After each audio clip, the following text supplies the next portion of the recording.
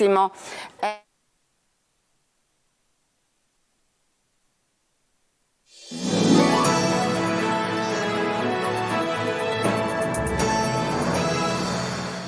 Buongiorno, benvenuti a questo nuovo appuntamento con il nostro spazio di approfondimento. Anche oggi, come abbiamo purtroppo fatto tante altre volte, parliamo di violenza sulle donne e di donne sopravvissute a delle aggressioni e che poi si sentono abbandonate dallo Stato. Uno Stato spesso, diciamo così, distratto con le vittime, ma fin troppo magnanimo con i loro carnefici. Ne parleremo con Barbara Bartolotti, una donna palermitana che è stata picchiata, anche qui diciamo è un eufemismo, e poi data alle fiamme da un collega, e con Ismaele Lavardera di Sud Chiama Nord, che ha portato avanti la norma sulle assunzioni alla regione per i figli di femminicidio e per le donne sfigurate. Una norma, come sapete, appena varata nel maxi emendamento alla finanziaria. La prima a usufruirne potrebbe e purtroppo essere proprio Barbara Bartolotti, che 20 anni fa, il 20 dicembre del 2003, venne aggredita appunto da un suo collega che si era invaghito di lei, non ricambiato. Lei aveva 29 anni, sposata, madre di 2 figli e in attesa di un terzo che non ha mai visto la luce. Questo è il racconto di quei drammatici momenti. Di lui in bocca alla statale che costeggia l'autostrada a direzione aeroporto, si ferma dopo pochissimi secondi, io scendo dalla macchina per telefonare a mio marito e all'improvviso sento e avverto un tonfo alla testa. Riavverto per 4 volte quel tonfo e quando mi giro vedo lui con un martello. Quindi quello che lui aveva appena fatto era di avermi colpito con 4 martellate e diceva: non ti posso avere, è meglio ucciderti. Solo in quel momento mi sono accorta di come il suo sguardo e il suo aspetto non erano quelli di sempre. E così lui da sotto il giubbotto sferra un coltello e inizia a coltellarmi all'addome, mettendo fine anche alla vita di mio figlio. Dopodiché lui, non contento, inizia a prendermi a calci, a pugni sul viso, sul corpo, e poi va verso la sua macchina, apre il cofano e prende un bidoncino di combustibile agricolo e mi dà a fuoco. Inizia a dimenarmi, a gridare, ma vedo che lui si mette in macchina a guardare, aspettando la mia fine.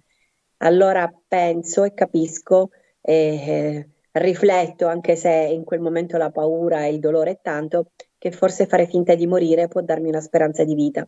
Quindi rimango ferma tra quelle fiamme e mi do per morta. Ecco, Barbara è qui con noi. Barbara, benvenuta. Sì, salve. Abbiamo appena mostrato l'intervista che hai rilasciato qualche giorno fa al nostro telegiornale. Non ti ho chiesto di ripeterla perché questa storia è un pugno allo stomaco, e do anche il benvenuto a Ismaele Lavardera, che è anche lui collegato con noi. Benvenuto Ismaele. Buongiorno a tutti i vostri telespettatori e un saluto alla vostra ospite. Conoscevi la storia di Barbara? Sì, la conoscevo. Allora Barbara, tu ci raccontavi, ti sei salvata solo perché ti sei finta morta da quell'uomo che ripeteva: se non posso averti meglio ucciderti. Poi è iniziato il tuo lungo calvario, un calvario dolorosissimo, interventi, sei stata un'ustionata, sei rimasta appunto con delle cicatrici diciamo sul corpo e ovviamente anche nell'anima, e hai scelto di portare avanti la tua nuova vita. Oggi sei presidente di un'associazione che si chiama Libera di Vivere, con cui giri l'Italia per sensibilizzare tutti contro la violenza sulle donne. Ecco, io ti voglio chiedere se tu ti sei sentita allo Stato accanto in questo tuo percorso, in questa tua battaglia. Allora, le cicatrici sì, dell'anima sono quelle più profonde, quelle del mio volto e corpo dicono tutto. E avrei voluto giustizia, avrei voluto un rispetto per la mia vita e per quella di mio figlio. E ho avuto uno Stato che non c'è stato, uno Stato inesistente che non ha saputo tutelarmi. Quindi sono stata completamente sola in 20 anni e ho chiesto sempre aiuto, ma le istituzioni per me non ci sono mai state. Ecco, adesso la Regione ha varato questa norma che prevede l'assunzione diretta da parte appunto della Regione per le donne che hanno subito dei sfregi permanenti al viso, proprio come sei tu. Ecco, Ismaele e per i figli di femminicidio, di cui parleremo tra l'altro fra poco. Ismaele Lavardera, era una lacuna questa importante che bisognava fosse colmata allargando, no? I benefici che erano già previsti per le vittime di mafia. Ma io la definisco una norma di buonsenso ed entro veramente in punta di piedi e con grande rispetto verso una materia che è delicatissima, anche perché abbiamo dato dignità e abbiamo iniziato ad aprire un fronte, non significa che questo fronte rimarrà così. Abbiamo dato dignità innanzitutto a quei figli, a quegli orfani di femminicidio che spesso e volentieri non solo perdono la madre, ma giustamente il loro padre va in carcere e crescono da soli. Io ho ricevuto una lettera straziante di una donna che mi ha chiesto di rimanere anonima, mi ha raccontato di come è dovuta crescere con 3 fratellini perché la mamma è stata uccisa e il padre si è suicidato e mi diceva proprio che era stata lasciata da sola da quello Stato che ovviamente avrebbe dovuto in qualche maniera dargli una mano. Ora io non dico che questa norma, come dire, risolve i mali, assolutamente, e io anzi mi auguro che questa norma non venga applicata, perché noi dobbiamo lavorare a monte affinché ovviamente si possa cambiare in modo, come dire, conseguenziale in modo pratico questo fenomeno. Però comunque è una piccola risposta di dignità verso coloro i quali... Sì, è una piccola risposta, Esatto. ancora tutta da vedere, perché fra poco poi parleremo anche delle coperture, insomma, di tutti i decreti attuativi. Assolutamente. Barbara, soprattutto è una norma che viene a coprire e risponde ad una necessità di dignità lavorativa, perché tu questi 20 anni non hai trovato lavoro. No, assolutissimamente no. Infatti io ho chiesto che, ma non oggi, non ieri, ma 20 anni, che mi sia restituita quella dignità lavorativa di donna che mi hanno tolto, perché noi vittime abbiamo diritto comunque al lavoro e quindi il fatto di avere un viso sfregiato non vuol dire che non dobbiamo essere considerate o dobbiamo essere messe in un angolo. Quindi noi vittime, come abbiamo riportato nella normativa anche a livello nazionale presso il Senato, per le donne vittime dello sfregio permanente di acido e fuoco sul viso, che abbiano quel posto di lavoro, ma proprio perché dobbiamo mantenerci, perché abbiamo delle famiglie e perché siamo esseri umani. E poi c'è anche un paradosso nella tua storia, paradosso gravissimo, cioè che mentre tu sei rimasta senza lavoro e lo Stato non ti è stato accanto, il tuo aggressore, il tuo carnefice invece il lavoro ce l'ha. Sì, lui oltre ad aver avuto il premio più bello di sempre, che è la libertà, è stato assunto in banca Unicredit. Credo che coloro che dimostri che commettono reati del genere debbano essere puniti e quindi noi da vittime vogliamo la pena certa ed è quello che cerco di fare in 20 anni. Perché dici la libertà? Lui cosa ha scontato? A quanto è stato condannato? Lui era stato condannato a una pena di 21 anni che poi con i riti alternativi, l'abbreviato, l'essere incensurato, l'essere reo confesso, sono tutti sconti di pena che fanno appunto ridurre la pena, e da 21 anni è scesa a 4 anni di arresti domiciliari. Dagli arresti domiciliari quell'anno la politica diede l'indulto e quindi nella sua totalità si è fatto pochi mesi, non ha mai scontato la sua pena. Ecco Ismaele. È un paradosso questo, è pazzesco. È un paradosso incredibile ed è uno Stato che non dà la certezza della pena, è uno Stato che non dà la certezza della pena, evidentemente è uno Stato che è ingiusto. E questa storia mi lascia a bocca aperta, amareggiato, ma come questa storia ce ne sono tantissime altre che hanno il paradosso per caso anche di poter incrociare per strada il proprio carnefice. Questo è veramente incredibile, è veramente intollerabile questa vicenda. Parlavi delle coperture finanziarie ed è giusto aprire questo capitolo, perché sì, noi te lo ovviamente non chiedevo vogliamo... perché parlando prima con Barbara lei diceva io sono contenta ma non mi illudo molto, ecco. Assolutamente, io con molta trasparenza e chiarezza vi dico che noi abbiamo aperto un fronte, adesso questo fronte deve diventare qualcosa di concreto per non rimanere soltanto una legge che nessuno vorrei che chiamasse spot, perché sulle spalle di queste persone nessuno si può permettere di fare degli spot, e io non a caso domani mattina alle ore 9 incontrerò l'assessore Nucci Albano alla famiglia per rendere pratica e applicabile questa norma. Ho sentito già l'assessore Falcone che mi ha garantito assolutamente coperture finanziarie rispetto a questa norma, che non può e non diventerà assolutamente carta morta. Su questo io ci metterò la faccia e chiederò che questo governo, che ha anche rivendicato questa norma, onor del vero, quindi se la sono pure rivendicata, e io sono stato contento di questa cosa, che diventa concreta. Quindi io mi sento di voler dare speranza e fiducia a chi ci sta ascoltando, a Barbara in questo caso, perché su questa cosa, sulla mia pelle, mi permetto di dire, e perché ci ho messo la faccia su questa faccenda e ovviamente ho voluto che questa faccenda venisse portata, questa legge venisse portata in aula, e non permetterò a nessuno, insomma, di poter vanificare il lavoro sacrosanto che abbiamo svolto. Ismaele, io però ho contattato già l'assessore alla famiglia Nuccia Albano, che tu incontrerai domani, e mi ha fatto avere una dichiarazione in cui specifica che in realtà non c'è un fondo regionale dedicato a questa norma, ma le risorse verranno attinte dal capitolo per i dipendenti pubblici in servizio, quindi non ci sono fondi extra, questo l'ha chiarito benissimo, e anche questo, se permetti, fa indignare, soprattutto di fronte ad una finanziaria che ha distribuito fondi dalla Sagra del Pinolo a quella, insomma non faccio nomi perché sicuramente se dico una cosa ci sarà una Sagra che ha ricevuto un finanziamento.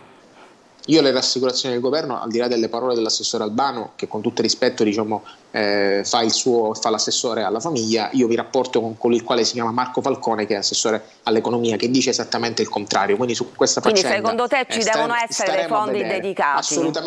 Assolutamente sì, e se non ci sono, mi permetto di dire, verranno assolutamente implementati, perché su questa faccenda non ci possiamo permettere di essere equivoci e ambigui, e quindi io su questa cosa ovviamente, come sapete, noi siamo all'opposizione, proponiamo, ma è poi il governo che mette mani in tasca, e quindi su questa faccenda dovrà farlo, altrimenti faremo le barricate, come è giusto che sia.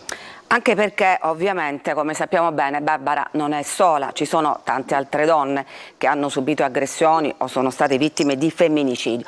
Vi voglio proporre brevemente un'altra storia, che è quella di Lidia Vivoli, un'altra donna palermitana, anche lei sopravvissuta ad un femminicidio nel 2012, e anche lei fatica a trovare lavoro. Sentiamola. Sono anche commissario di bordo, sono assistente di volo, non mi hanno avuto neanche per fare la commessa a Palermo.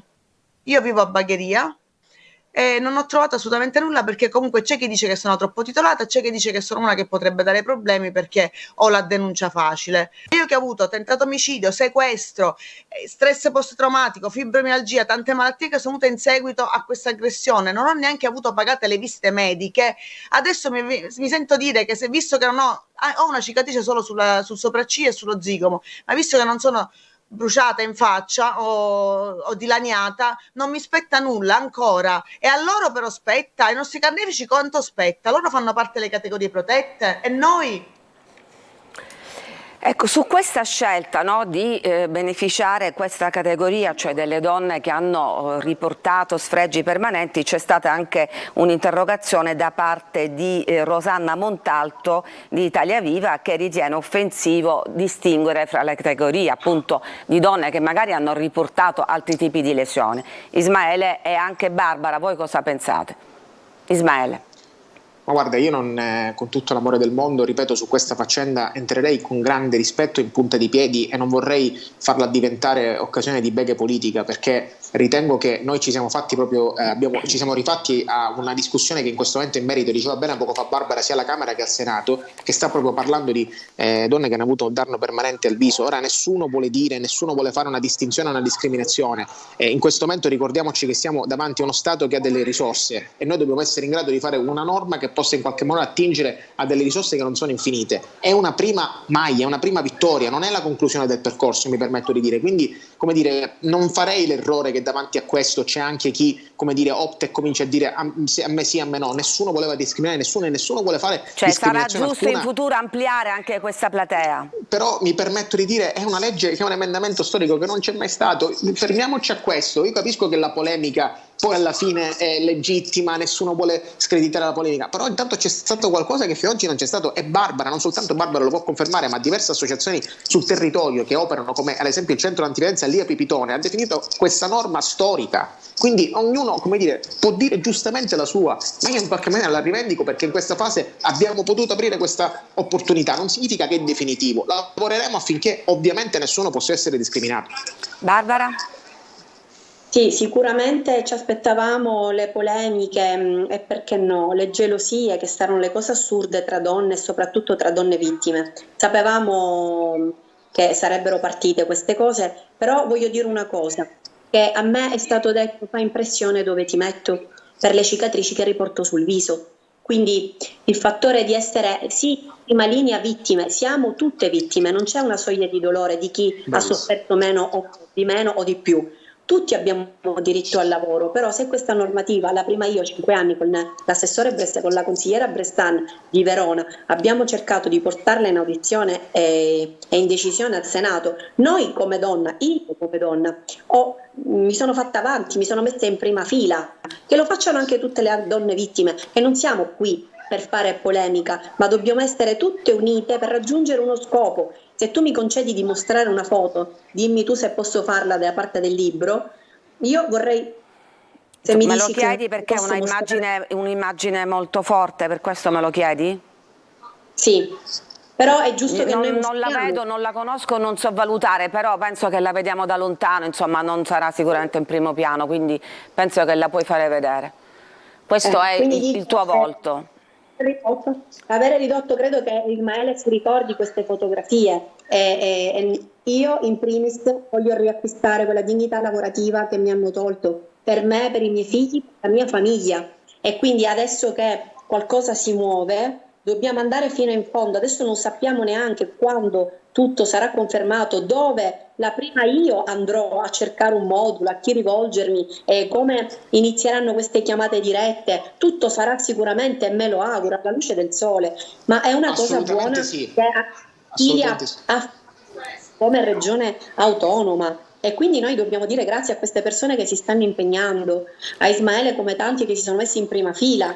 E speriamo Perché che le procedure siano semplificate. Barbara, io su questo voglio tranquillizzare Barbara e tutte le persone che stanno seguendo, che faremo un lavoro di massima trasparenza e non a caso domani mattina la mia visita in assessorato verterà in quella direzione. Non ci possiamo permettere su questa cosa di fare ovviamente operazioni poco trasparenti. Sarà tutto chiaro il percorso che bisogna fare, e ovviamente il primo obiettivo è superare il vaglio ovviamente del Consiglio dei Ministri, perché questa norma non venga impugnata, ma siamo convinti del fatto che se questa cosa accadrà ovviamente sarà una notizia nella notizia incredibile che non ci possiamo permettere, ma le nostre soluzioni del governo sono state chiare, anche perché mi permetto di dire, anche in polemica, cari come dire, giornalisti e chi ci sta ascoltando, se Marco Falcone se ne va a Ragusa due giorni fa e dice chiaramente siamo contenti di questa norma, l'abbiamo portata avanti eccetera, come dice siamo contenti, l'abbiamo portata avanti, se non ci mette soldi allora sì che diventa propaganda politica, e quindi non permetterò a nessuno di farsi le europee, la campagna elettorale sulle spalle di queste storie, sia chiaro. E quindi diciamo andremo avanti e seguiremo anche noi gli sviluppi di questa norma, che fra l'altro potrebbe essere impugnata, diciamolo, e che deve avere ancora un'approvazione di legittimità. Adesso ci fermiamo perché dobbiamo fermarci, c'è la pubblicità, e poi parleremo dell'altra parte di questa norma, quella che riguarda i figli dei femminicidi. A tra poco.